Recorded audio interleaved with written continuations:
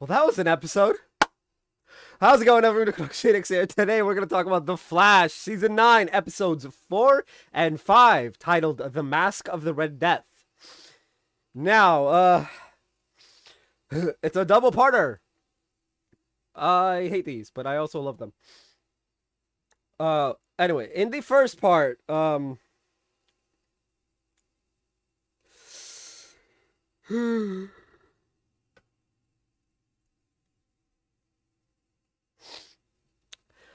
in the first part, not much happens in the first part, with the exception of Ryan kidnapping, not Ryan, sorry, Red Death kidnapping, Iris, them going to, oh, and the Flash. I forgot about that. I'm pretty sure she kidnaps the Flash first. Hold on a second. Let's check that. Flash 9x 4 promo. Yes. Okay. So we have Red Death kidnapping Flash. Then going to see Iris as Ryan Wilder, but not the true Ryan Wilder.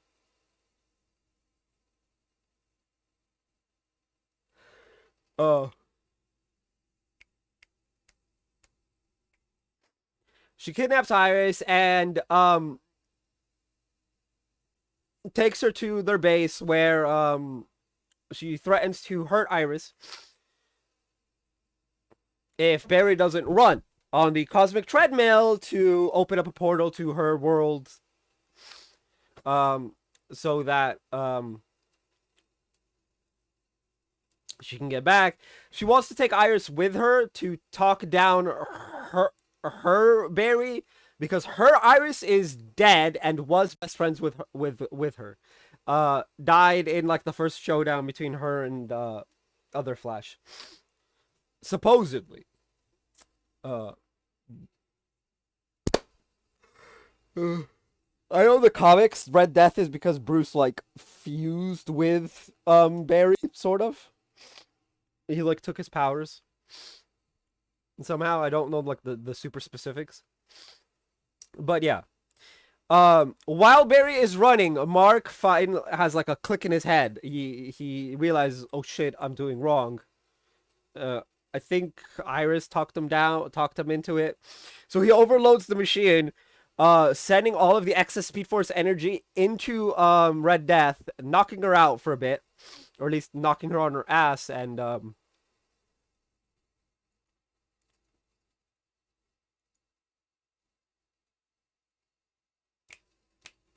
negating her suit speed. Apparently her suit is what gives her the speed. She's like all of her powers are via like technology and shit for the most part. Um uh, she experimented on herself, and that's how she got her powers. Anyway, now because of Mark's betrayal, he gets captured by Red Death in order to allow Barry, Iris, Goldface, Pied Piper, and Jocko, whose name I don't remember. I think it's like the Hotness or something like that. Um, they escape, leaving Mark behind to get recaptured, presumed dead, actually, until then Ryan goes and breaks into the CCPD during the weird negative Speed Force-esque storm, a la the Speed Force storm we had back in the day, season 3.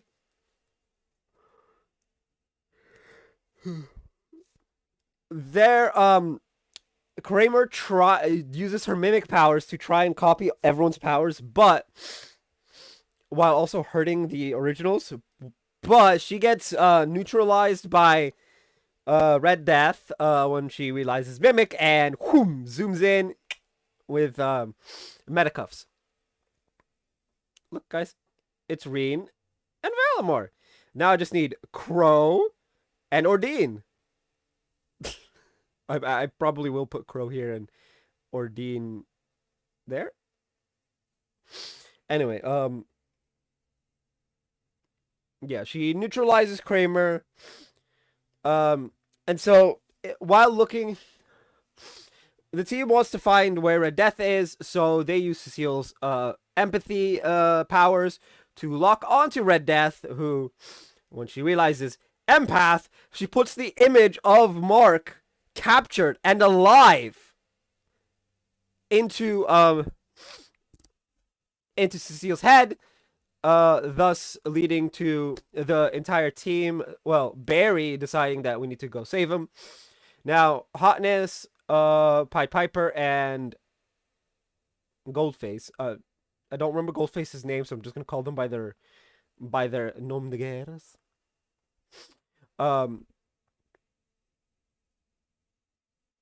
Are like, no, like this is dangerous. Like we could die. Keon just calls them out and's like, all right, if you guys don't want to go, I'll go save Mark, and I don't got powers.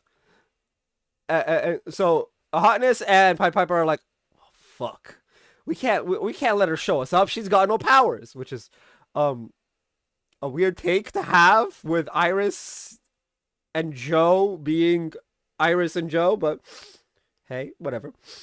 So they're like, all right, we'll come, and then they look to Goldface. He's like, fine. He's like, I can't believe I'm like just the like sheer tone of it all is I can't believe I'm doing this. So all four Barry then tells Keon that she can't come. She has no powers. And she's only like 2 weeks old, so like she needs to like hang back. She accepts it. They go and save Mark, but it is a trap. Red Death comes in, knocks Barry on his ass, taking away what remains of his speed, and showing him that her telepathy powers, which have been enhanced twice over, the original enhancement comes from Gorilla Grodd, who has lost his tribe of super smart gorillas ever since Crisis. And Red Death promised him his tribe back. We can pretty much say that's not going to happen, regardless of who wins. She then leaves them and goes back to the station. And Barry and the rest, including Mark, go take Mark to the lab where he's unconscious, and they talk about thing.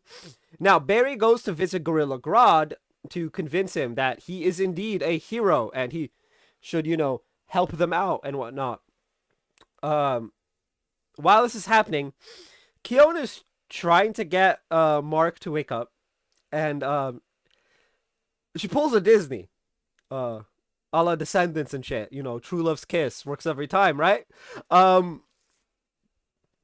She kisses Mark. Now she like absorbs the cold from him, kind of like an inverse of what Killer Frost usually is in the comics, where she absorbs heat and leaves the person cold. She did the reverse. She like absorbed. She like I don't. What would be what's the reverse? I don't know what the reverse of absorption is. I'm sure someone will comment it down in the comment section. If you want to prove smarter than me because you know a word I don't. Feel free. If not, and you just want me to learn a new word, whatever the reverse of absorption is. So she takes the cold from him. That's what it looks like. Like the cold is escaping Mark into Keon, and he wakes up.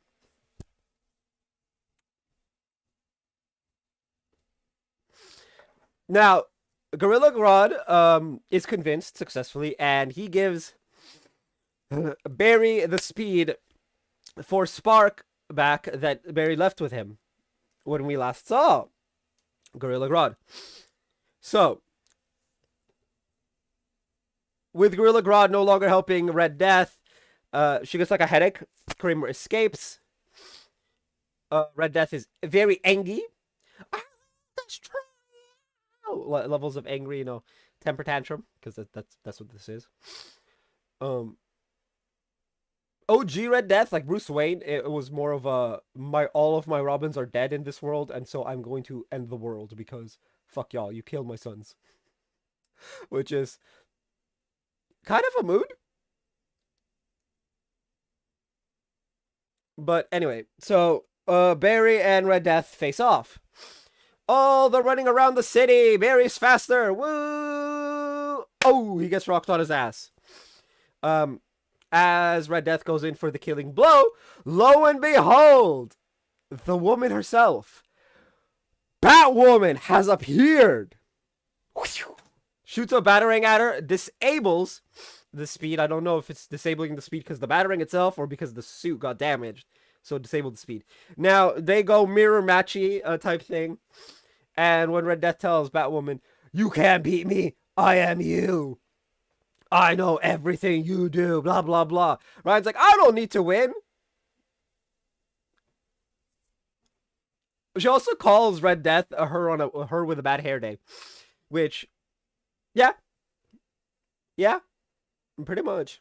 Anyway, Barry then zooms in while Red Death is distracted, takes off the mask and like the torso section of the suit. And then Batwoman clocks her on the face and knocks her out and says, "Stay down." Anyway, so Chester fanboys over Batwoman, and Joe tells Cecile that he's gonna take Jenna and move to the countryside, and that Cecile needs to stay in Central City, to help out Team Flash, and just come into just visit on the weekends and whatnot. I felt a little bit like with that, but I do get where he's coming from to an extent. Like, Central City is dangerous as fuck. You don't want your kid there, but also, and he's not actually taking like Jenna from her mom. He's not pulling his ex with Wally, where she disappeared and took Wally with her.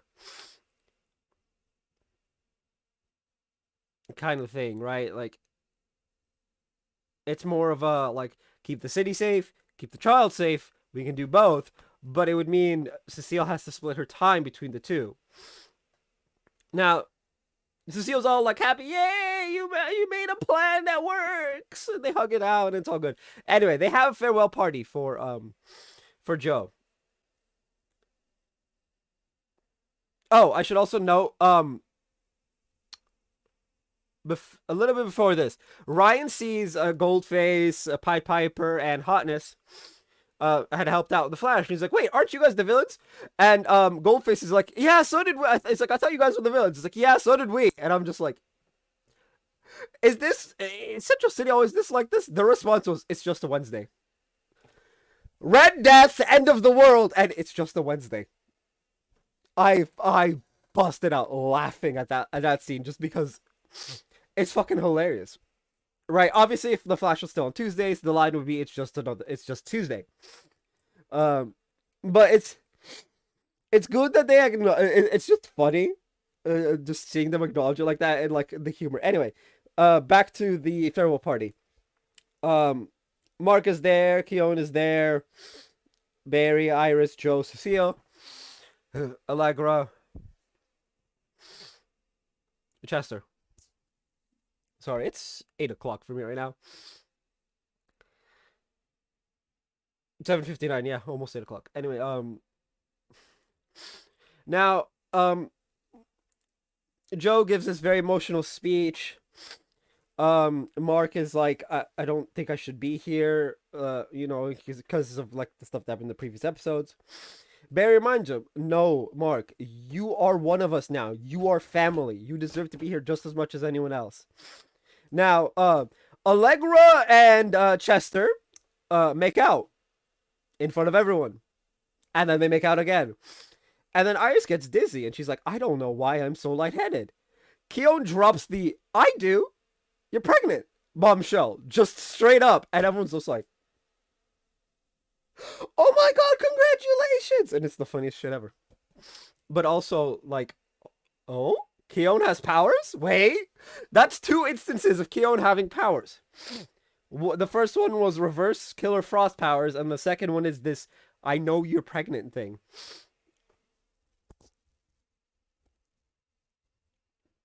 And that is where the episode ends. Now,